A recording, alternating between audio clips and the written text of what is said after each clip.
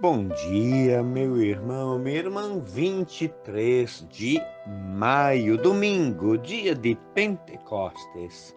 E o evangelho de hoje é João, capítulo 20, versículos de 19 a 23.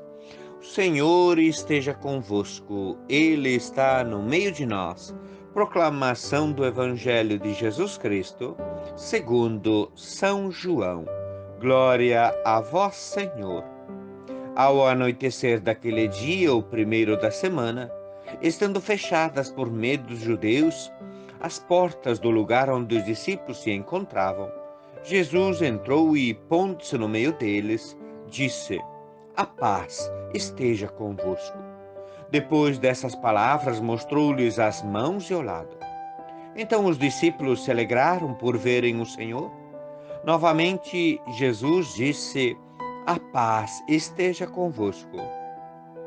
Como o Pai me enviou, também eu vos envio. E depois de ter dito isto, soprou sobre eles e disse: Recebei o Espírito Santo. A quem perdoardes os pecados, eles lhes serão perdoados. A quem não os perdoardes, eles lhes serão retidos. Palavra da salvação. Glória a vós, Senhor. Meus irmãos e minhas irmãs, nesse domingo, o Senhor diz a cada um de nós: recebe o Espírito Santo. Recebei o Espírito Santo. E hoje podemos muito bem cantar aquele canto: estaremos aqui reunidos, como estavam em Jerusalém. Pois só quando vivemos unidos é que o Espírito Santo nos vem. Vem Espírito Santo, transforma a nossa vida, transforma cada vez mais a nossa igreja para uma maior unidade, amor, caridade, os dons do Espírito Santo. Celebramos então hoje a festa do Pentecostes. Recordamos o dom do Espírito Santo e o final do tempo pascal. Pentecostes era uma festa judaica muito antiga, celebrada 50 dias após a Páscoa. Inicialmente, era uma festa agrícola em agradecimento a Deus pelas colheitas. Depois o povo começou a celebrar nela a aliança feita com Deus. O dom da lei no Sinai é a constituição do povo de Deus. Fato acontecido 50 dias depois da saída do Egito. Acompanhado de trovões, relâmpagos, trombetas, vento forte. Venha vento forte do Espírito Santo. A primeira leitura, então, e o Evangelho descrevem o Pentecostes cristão. O Espírito presente no início da vida pública de Jesus está presente também no início da atividade missionária da igreja. As narrativas são diferentes e até divergentes, mas se complementam, completam. São Lucas faz coincidir o Pentecostes cristão com o Pentecostes judaico, para mostrar que o Espírito é a lei da nova aliança e que para ele se constitui um novo povo de Deus. Por isso, relata o fato entre raios e trovões, inspirando-se na narrativa da entrega da lei do Sinai. Os apóstolos estão reunidos, trancados numa casa. O fogo do Espírito se reparte em forma de língua sobre cada um deles. Eles saem do cenáculo e em praça pública começam a falar do Cristo ressuscitado com grande entusiasmo e alegria. É a primeira e grande manifestação missionária da igreja. E seus missionários são os 12 apóstolos. E o povo espantado se questiona: como os escutamos na nossa língua? O texto nos faz lembrar a Torre de Babel de Gênesis 11. Lá ninguém se entende mais, aqui acontece o contrário. Pela obra do Espírito Santo, todos falam numa língua que todos compreendem e que une a todos a linguagem do amor. A intenção de Lucas é apresentar a igreja como a comunidade que nasce a partir do ressuscitado, que é animada pelo Espírito e que é chamada a testemunhar aos homens e mulheres o projeto libertador do Pai. São João colocou o dom do Espírito Santo no dia de Páscoa. Os sinais, anoitecer, portas fechadas, medo, revelam a situação de uma comunidade desamparada, desorientada e insegura.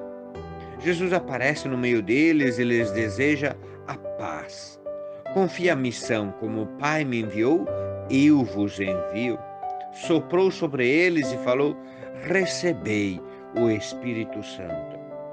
Nessa perspectiva, Páscoa e Pentecostes são partes do mesmo acontecimento.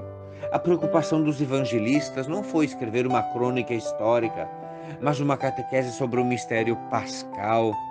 E a igreja afirma a mesma coisa, expressando-se numa linguagem diferente. Para Lucas, a igreja é uma comunidade que nasce de Jesus e, animada pelo Espírito, é chamada a testemunhar aos homens e mulheres o projeto do Pai. O Espírito é a nova lei que orienta a caminhada dos crentes.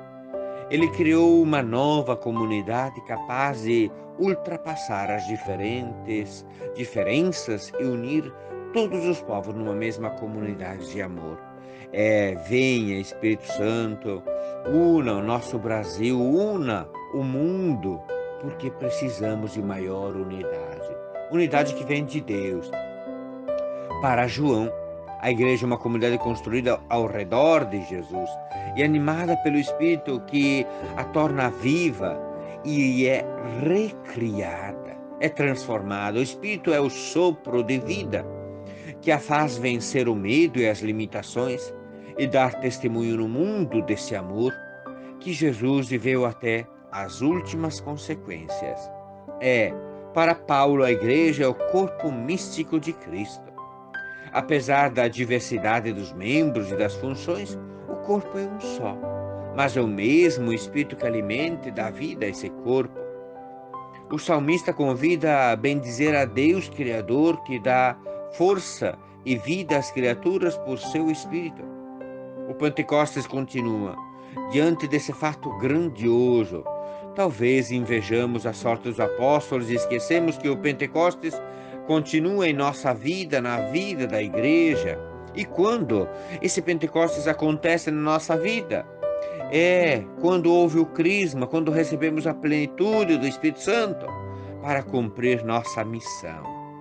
A vida da igreja, que nasceu no Pentecostes e continua a ser recriada pelo Espírito, o Espírito Santo é a alma da igreja, é a alma de todos nós.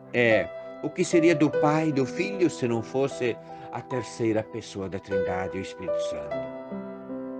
O cristão é um enviado. Como o Pai me enviou, eu também vos envio. Para promover a paz, um dom precioso e ausente muitas vezes no mundo. Cristo e seu Espírito são fontes de paz para que o mundo creia. Para experimentar o perdão e a misericórdia, o perdão e a misericórdia são as atitudes da igreja diante do mundo. Para construir a comunidade, o Espírito de Deus foi derramado em cada um para conseguir a unidade de todos no amor. Meus irmãos e irmãs, então fazer memória do Pentecostes na vida da igreja, em sua origem, é tomar consciência que o mesmo Espírito que suscitou novas energias quando tudo parecia acabado, manifesta-se agora com toda a sua força no meio dos desafios do nosso tempo, na fragilidade da própria igreja. O Papa Francisco tem se tornado um sinal dessa fecundidade do Espírito, capaz de gerar vida, onde prevalecem sinais, muitas vezes de desânimo, de mediocridade. Devem prevalecer os sinais de paz, os sinais de amor, os sinais de unidade, os sinais do conselho, os sinais do temor de Deus, os sinais da ciência, os sinais da sabedoria, os sinais do entendimento. Deve permanecer todos os sinais do Espírito Santo.